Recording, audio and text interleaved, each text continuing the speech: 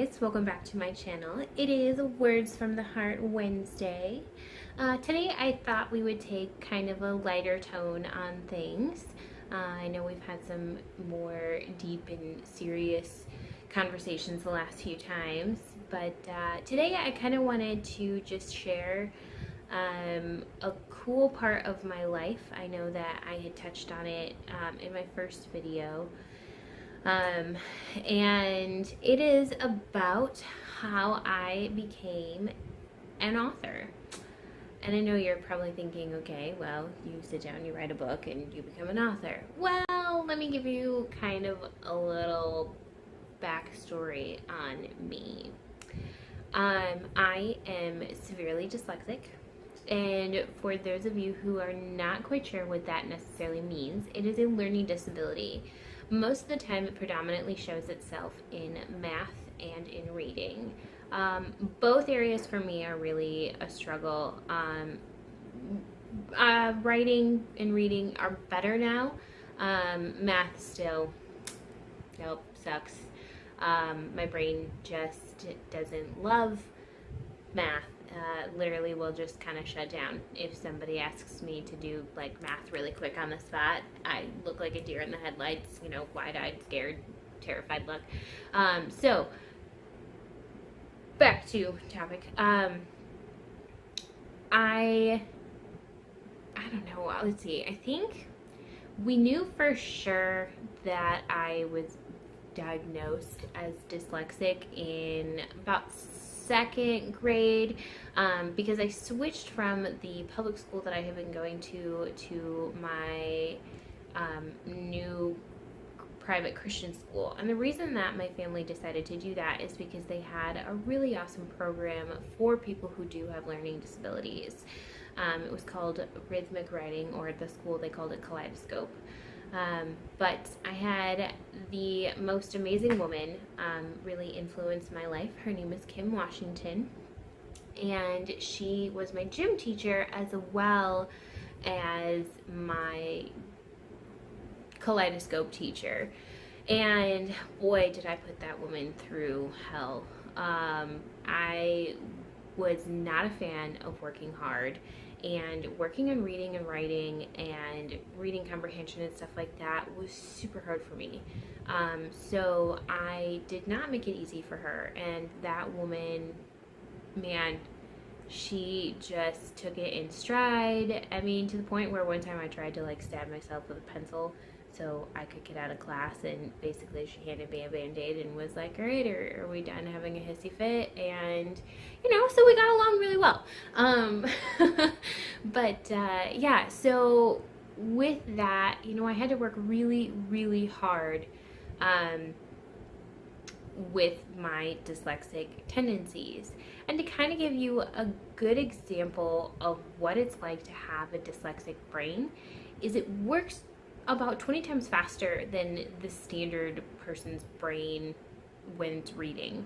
So if you kind of take the word cat and you pretend that it's a slot machine, and your mind is literally rolling every letter around and around and around to try and make a combination that makes sense, and trying to find one that makes sense in the context that you're reading. Sometimes, like if I see a word that I have really never seen before, or is not anywhere near phonetically pronounced, it can get really interesting. My mother's favorite example of this was, she had gotten some books for the library for me, and I had picked one up and I was like, what's this book? I was like, Bunyan's Grizzle. I was like, that's the weirdest name of a book I've ever heard. And my mom stops me and she looks at me and she goes, could you please read that again? And I was like, Bunyan's Grizzle. That's what I'm reading. And she's like, Chels, it's called Bedouin's Gazelle. I know, right? Bunyan's Grizzle, Bedouin's Gazelle. So close. So close. Not at all. Not at all. Chick-fil-A, I call Chick-a-flick. But my brain just kind of puts things in different order, or kind of guesstimates, or takes a word that it knows and will insert it going, well, this is close enough, this is what we got for you. I also did not see punctuation at all. I would write a paper and my mother would, look over it for me for school, and she's like, this is one entire run-on sentence, like a full page, and then there's a period right at the end, because I knew that that's what you do when you stopped. Put that there. So my, trick that I had to do was every time I pause for breath, there needs to be at least a period or a comma if it's mid-sentence or whatever. So all of this to say that the most unlikely candidate for ever becoming a self-published author is right here, this girl. Yeah, I had a smaller amount of spelling words in school because there was just no way that I could really learn effectively the full list of them. So then in 6th grade, my mom decided to bring me home, and we homeschooled, and I had to start over. So I went for math, especially, back to the basics. Like, it was 6th grade and I'm doing adding and subtracting. Now the other part of it is that for me, being a dyslexic person, I was very resourceful on coming up with ways to make it work. My brain just didn't see a problem with finding other ways to solve a problem. Everybody's always like, oh, think outside the box. My brain doesn't really have a box that it's in. It doesn't actually see the world in the same way that other people do. And I don't always notice it until I point something out that I think is common sense, and other people are like, oh my gosh, that's a really good idea. I didn't even think of that. But, it's really been a huge blessing for me.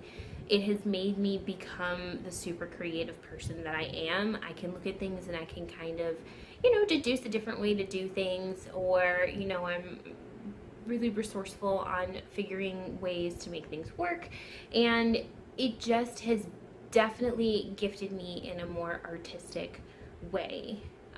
Definitely learning hands-on. If somebody shows me something, I can do it myself and really actually touch and feel and actually do the activity. I most likely will never forget how to do it. I mean, obviously there are certain things that you need repetition and practice. It's not like I can watch somebody do it and then I'm like a savant. But it's something that is just ingrained in my brain, that it'll just become more natural as I continue to be able to do it. I believe they call that kinetic learning for any of you teachers or educational people viewing this. But, writing had never been a thing. Like, I didn't really actually like to read books until I was almost 19. I remember that I read like an 800-page book in 3 or 4 days and actually understood everything that I read. And I can't tell you how excited I was. Like, the fact that I could finish it that fast and that I really comprehended everything that I read. Because that was the other thing, is that if you ever had, they always used to have this thing at our school, at Wheaton Christian Grammar, that we would rent a book from the library. We would read it, and then when we returned it, they had us do this computer quiz to find out if you really understood what you read, and we got credit or something for it. I can't remember, but all I remember is that I hated doing that because I would read a book and I would probably get about 20% of what I was reading. My brain just wasn't translating the information. It was so hard for me to read it and then necessarily tell you what it was. Like, I would always go to the parts where it was people talking because they were in quotations, and that drew my eye to it. And so, like, the informational stuff really didn't get into the brain the same way. I also read 2 lines of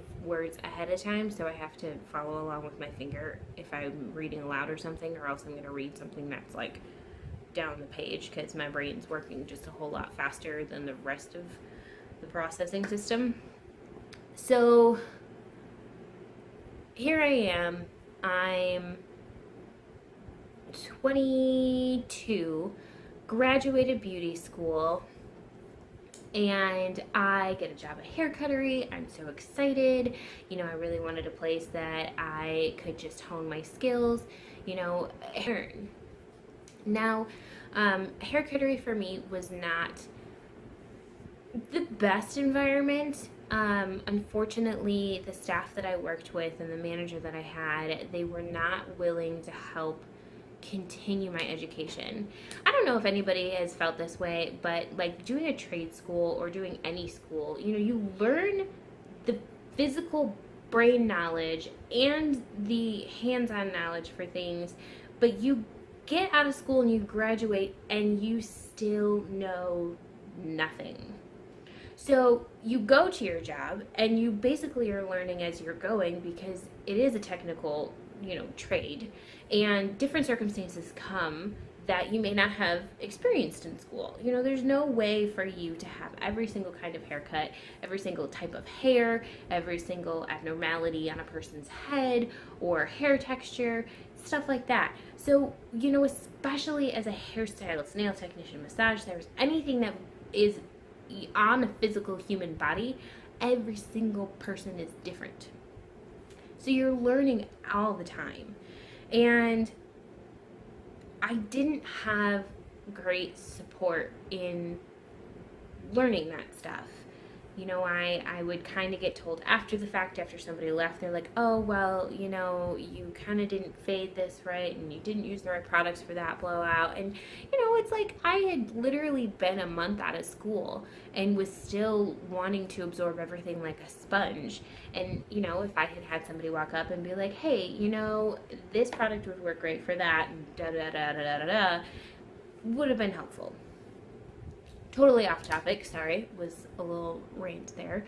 But, so graduated beauty school, working at hair cuttery, doing great, got my license, you know, I'm finally doing my job, I have my career, and the holiday season is starting to come, and hair cuttery lets me know that at this point in time in my education level, they didn't feel that they could continue to keep me while we were so busy for holiday. So it's the first time in my life I have ever gotten fired from a job.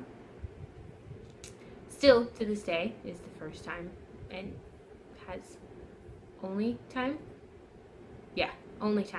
that currently in my life I have been asked to leave a job. I got the grocery bag walk of shame out of the hair cuttery. It's not a great feeling. So here I was, having now just lost my job, and lo and behold, the transmission on my car dies.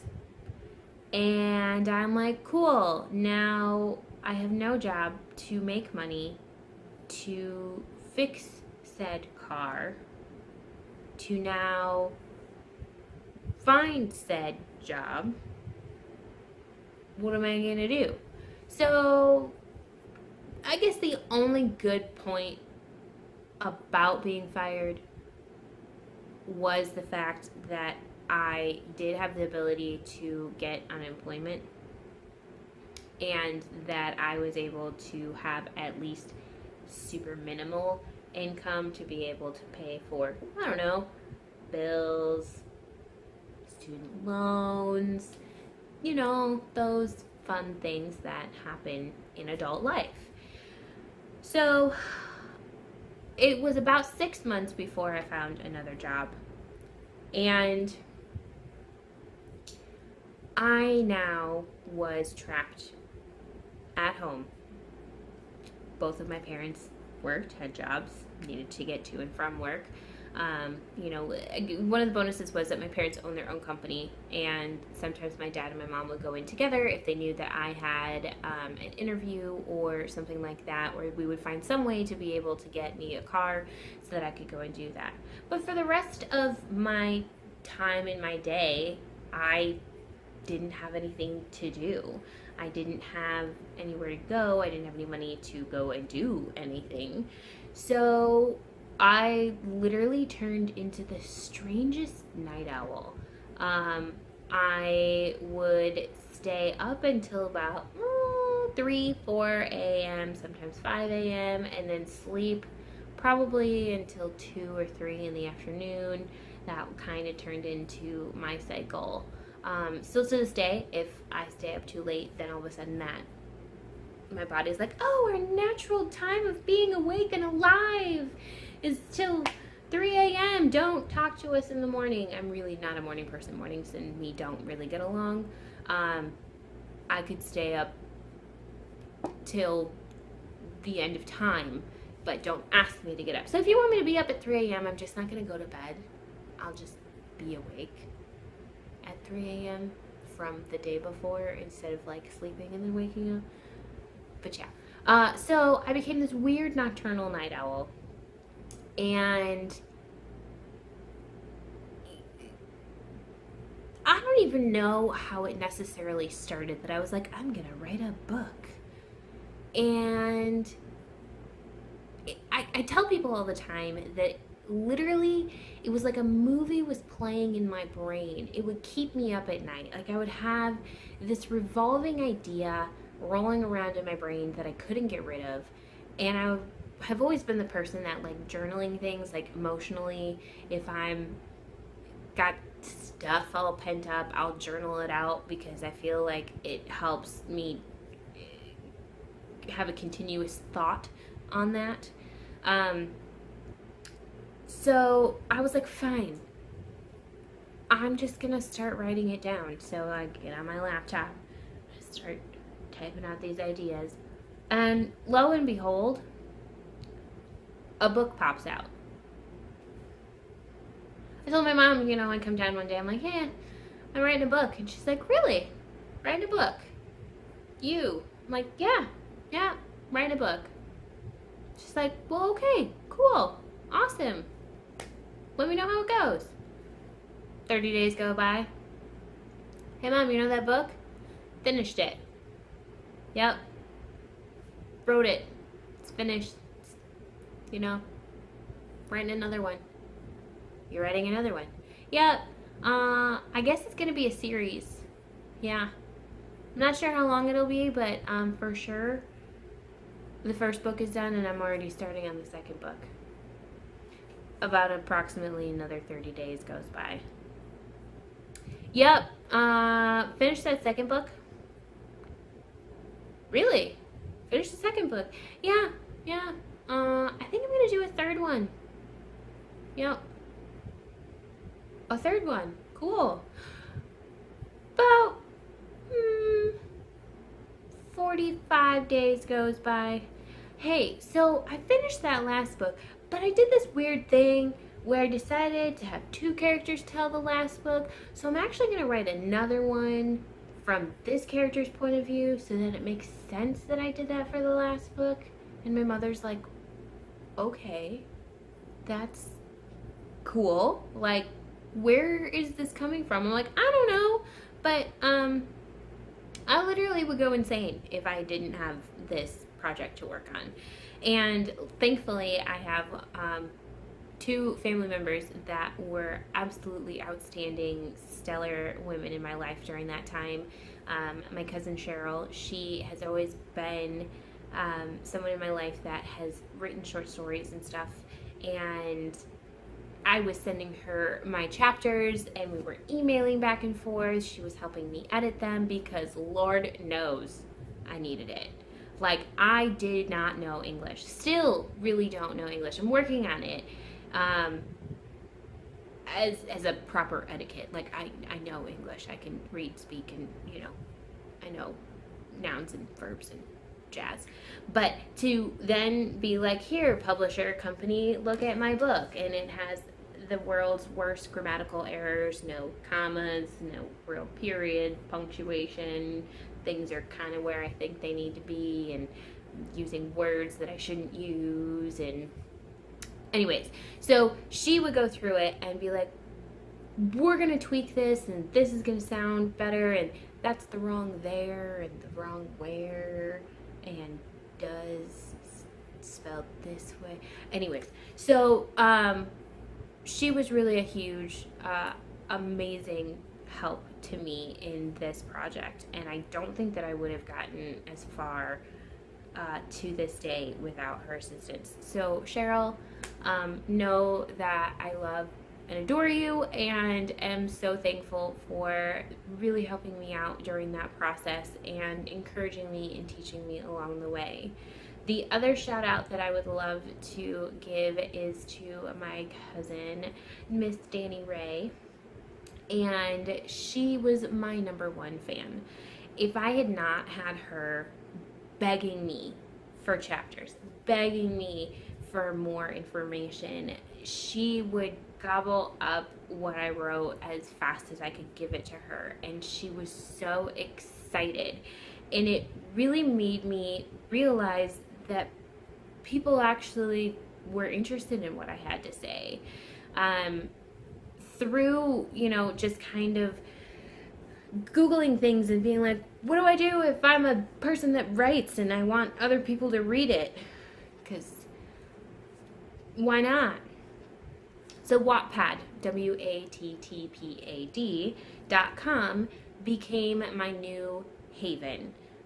To this day, I still will post stuff on there. I've got a couple other books that I'm working on that I had been writing on there, so I'm continuing to post those. But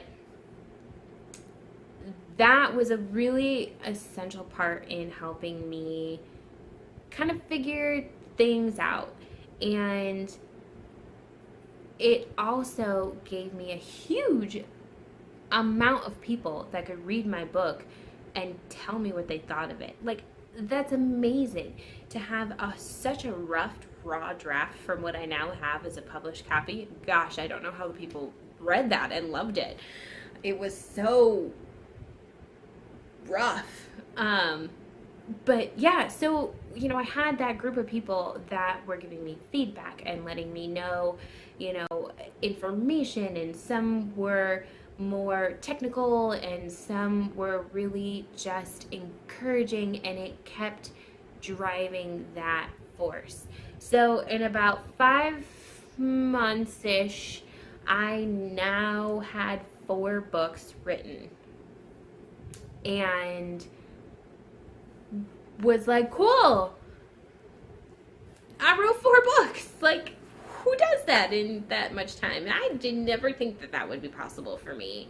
And I truly thank God every day for that nagging feeling in the back of my brain, and this never-ending movie that played over and over and over again while I slept, because I never would have made it through that 6 months that I was unemployed without it.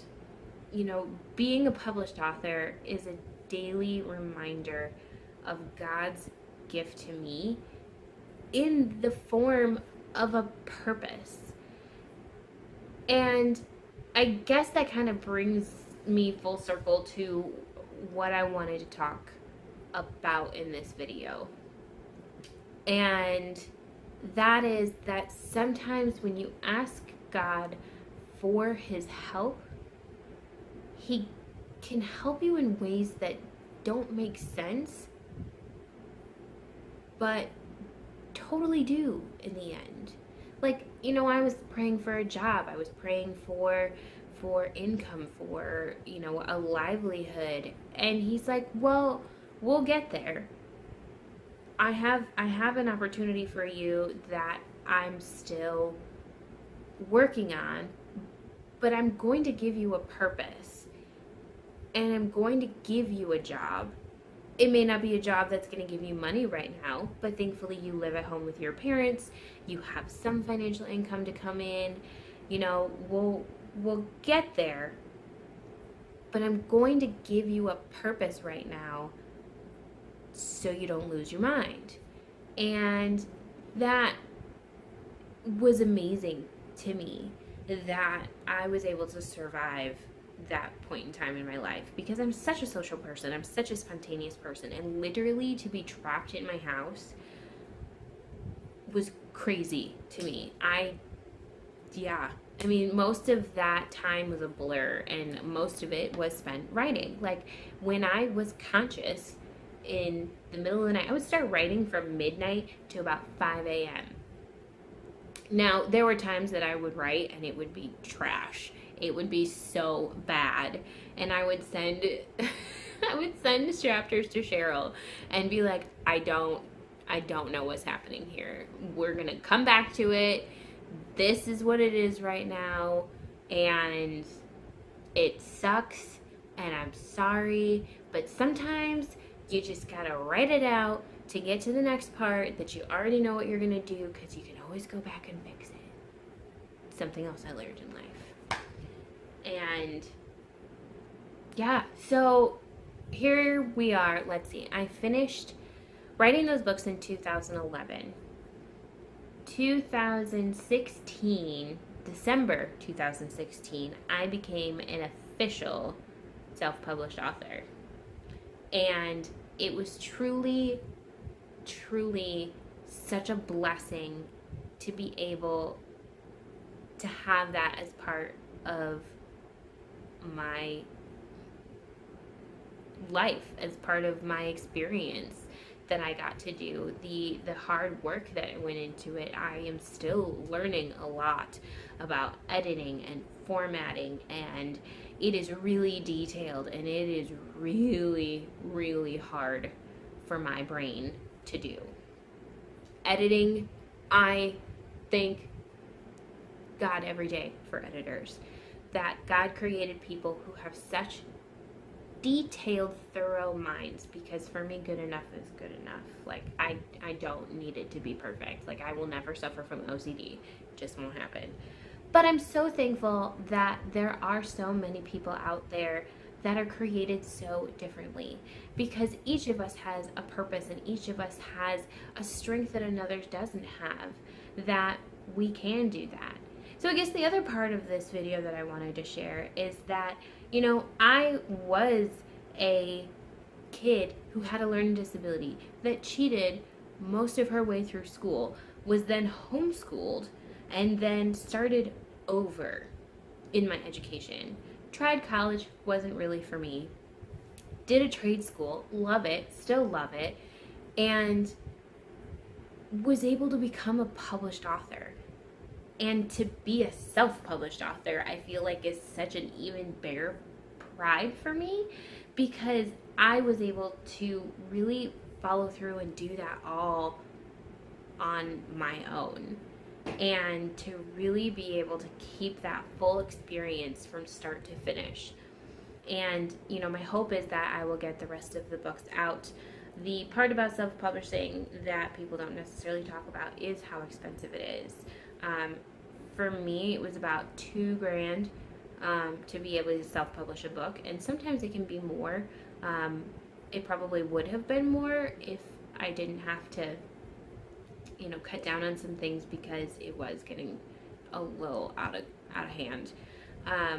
But that's another video I'm gonna go over and share kind of my self-publishing part of it. But this is more of my origin story, if you so will.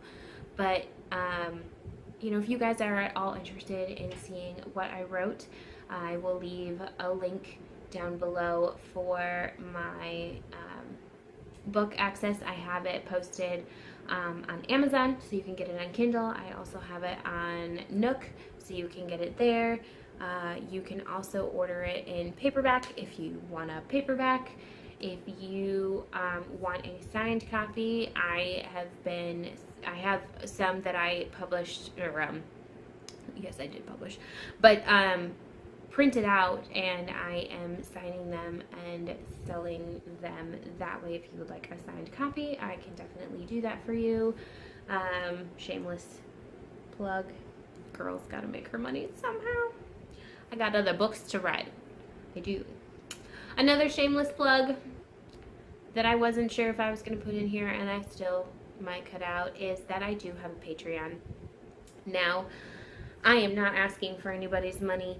I would appreciate it, but I will get there eventually. I will end up getting all of my books published, and it may take a lot longer because I'll have to set funds aside for it while I'm kind of figuring out other life situations. But, you know, I had one of my readers approach me and tell me that I needed to start a Patreon because she's like, I would love to be able to help you create more. And so in kind of a gesture towards her and her inspiration to push me out of my comfort zone, I did make a Patreon, and I feel guilty every single time I talk about it because I feel like I'm asking people for money. But if you think about it, I guess the whole patron thing is very old world, and people used to have patrons all the time that would help fund projects and stuff like that. So throwing it out there, I'll post a link for that too in the description of this video if you want to check it out. You know, if you are unable to support financially, sharing, you know, my information would mean the world for me. Letting people know, you know, about my book would mean the world to me. Being able to just get my name out there would be amazing as well. But yeah, so I guess that's kind of my story of how I accidentally became an author. Yep. Lost my job, became a night owl, wrote 4 books. Yep. I'm hoping that that's not what it takes every single time I need to write a book, because that would really suck. I have one that I'm working on, that I've been working on for a long time, and my readers on Wattpad are real upset that I am taking so long. I mean, I know I can write a book. Obviously, I've written 4 books and I did it, but that was my job. And now I have a full-time job and hobbies and things. So, you know, I'm just needing to set aside time for doing that, as I am setting aside time to be able to do this. But yeah, so I think that's all I have to share with you today on Wednesday's Words from the Heart. Thank you guys so much for being here with me. Thank you for taking the time to hang out with me. I know there's so many other videos that you can watch, and I thank you for taking the time to watch mine. If you would like to follow me on any of my social media, my Instagram and my Twitter are also under Creative Wonder, Wonder with a 0, not an O. And yeah, I have all of that information in the bio of my page, and I will put it in the description box down below. Right, I will see you guys on Saturday for Spontaneous Saturday. Who knows what's gonna happen? Never know. Surprise. Bye, guys.